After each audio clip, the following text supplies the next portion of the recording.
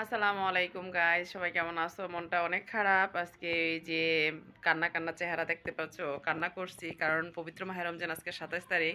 বাবার জন্য অনেক মন খারাপ, সেজন্য মনটা এত ভরাক্রান্ত, বলার বাহিরে যে কাউকে ভাষায় প্রকাশ করতে পারবো না। একমাত্র যাদের বাবা নাই তারাই বুঝতে পারবেন যে বাবার মর্মটা কতটুকু। থাকতে আসলে কেউ বুঝে না, যখন থাকে না তখন মানুষের অনেক কিছু মনে পড়ে। যেমন আমারই এত খারাপ লাগতেছে যে আমি কান্নাটা ধরে রাখতে পারতেছি না। নামাজ পড়তেছিলাম, তখন বাবার কথা অনেক মনে পড়ছে, সে আবেগে আপ্লুত হয়ে গেছি। সেজন্য মনটা অনেক খারাপ, সেজন্য তোমাদের সাথেও শেয়ার করতেছি। যার বাবা মা আছে তারা সবসময় বাবা মার যত্ন নেবেন, বাবা মার খোঁজ খবর নেবে। বাবা মা এমন একটা জিনিস যে পৃথিবীর মানে যত মানুষই ভালো হোক না কেন, তাদের যে ভালোটা সেটা আর প্রকাশ সেটা পূরণ করা সম্ভব না। বাবা মার জায়গায় কখনো কারো দিয়ে পূরণ করা সম্ভব না।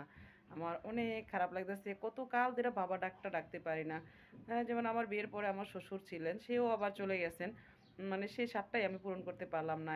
এখন অবধি কাউকে বাবাই ডাকতে পারি না। এই বাবা ডাকাটা যে কত কষ্ট, আসলে যার বাবা নাই সেই বুঝেন যে বাবা কত বছর ধরে চলে গেছেন, এই পৃথিবীর মায়া ছেড়ে। আর এখন মনটা চাইলেও না বাবাকে দেখতে পাই না। এই জিনিসটা আসলে ফিল করতে পারি একমাত্র যার বাবা নাই, সেই একমাত্র ফিল করতে পারে। তাই আমি তোমাদের মাঝেও একটু শেয়ার করতেছি আমার মনের কষ্টটা, একটু ভাগাভাগি করার জন্য। জাস্ট আমি একা তো, এর জন্য এখন মনটা এত খারাপ লাগতেছে যে মনে চাচ্ছে যে বাবার কাছে ছুটে যাই, এরকম আর কি। এই ফিলিংসটা হচ্ছে, সেজন্য আর কি তোমাদের কাছে একটু শেয়ার করতেছিলাম।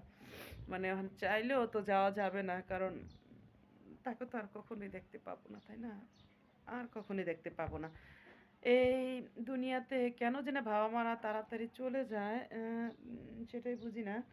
তবে আমার মা আছেন ঠিক আছে, কিন্তু মাও ততটা আসে না সেক্ষেত্রে, কারণ বাবা থাকলে হয়তো আমার বাবা আইসা পড়তো। সেক্ষেত্রে বাবা বাবারও তো কারো বাধা মানে না, যখন না তখনই আসতে পারে। কিন্তু মায়ের ক্ষেত্রে সেটা হয়ে ওঠে না, একটু ব্যতিক্রমী। আমার বাড়িতে আসে না, আমার মা খুব দেখতে ইচ্ছা করে, আমিও যেতে পারতেছি না। বাট পরিস্থিতিতে অনেক কিছু দিক দিয়েই আমি আটকে আছি, সেজন্য আমার যাওয়া হচ্ছে না। সেটা না হয় তোমাদের কাছে নাই বলি কেন যেতে পারতেছি না, তোমরা হয়তো প্রশ্ন করতে পারবা। সেটা আজকে উত্তর দেব না, যখন প্রয়োজন মনে করব তখন দেব। সেজন্য যাইতেছি না। আসলে কি ফ্যামিলি বন্টন বা পরিবার এমন একটা জিনিস হয়ে যায়, যখন না মনে চাইলেও না অনেক কিছু হয় না, অনেক কিছু করতে পারি না। আমরা মেয়েরা বড়ই অসহায় পৃথিবীর মধ্যে, ঠিক আছে?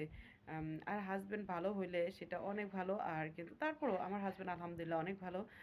আপনাদের দোয়ায় আল্লাহর রহমতে অনেক ভালো, খুব কেয়ারিং। সে খুব বুঝে, কিন্তু যতই হোক আমার বাবার কষ্টটা তো এই ভোলার মতো না। আর আমি সেটা বলতেও পারি না, কারণ শ্বশুরকে পেয়েছিলাম, মনে করছে সেটা দিয়ে হয়তো সেই ঘাটতিটা পূরণ করে নিব, কিন্তু সেটাও হয়ে উঠলো না। চলে গেলেন, বাবাকেও আমি হারিয়ে ফেললাম।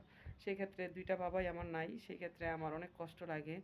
এটাই, যাদের শ্বশুর আছেন শাশুড়ি আছেন তাদেরকে যত্ন করবেন, হ্যাঁ, সবাই যত্ন করবেন। আসলে শ্বশুর শাশুড়ি নিজের বাবা মার মতোই, কিন্তু উম, কিছু কিছু ক্ষেত্রে আছেন যে অনেকেই মনে করেন যে শ্বশুর শাশুড়ি বোঝা, আসলে বোঝা তারা কিছুই না।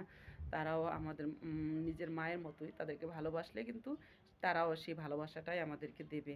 এটাই বাস্তবতা, আর কিছু না। তুমি যদি কাউকে ভালোবাসো, অবশ্যই তাকে সে সে তোমাকে ভালোবাসবে এবং ভালোবাসা দিবে। যাই হোক, অনেকে আপ্লুত হয়ে গেলাম, কারণ আজকে 27শে রমজান। গতকালকে রাতে অনেক খারাপ লাগছে, সবার কথা মনে পড়ছে, বাবা কোন হালে আছেন। পবিত্র মাহে রমজানের উছিলায় সবাইকে আল্লাহ কবরের আজাব থেকে মুক্তি দেওয়া, সবাই আনন্দ থাকে। এই যে রমজানটা শেষ হয়ে যাচ্ছে, এখন তাদের ভিতরে অনেক কষ্ট, হাহাকার শুরু হয়ে যাবে। তারা চাইবে যে আরও দিন যদি থাকতো, আরও কয়দিন পেতাম, অনেক ভালো লাগতো, অনেক শান্তিতে থাকতাম। কিন্তু আমি মনে করি যে যারা প্রত্যেকটা বাবা মাকে আল্লাহ যেন জান্নাত নসিব করে, কবরের আজাব মাফ করে, সবাইকে যেন ভালো রাখে।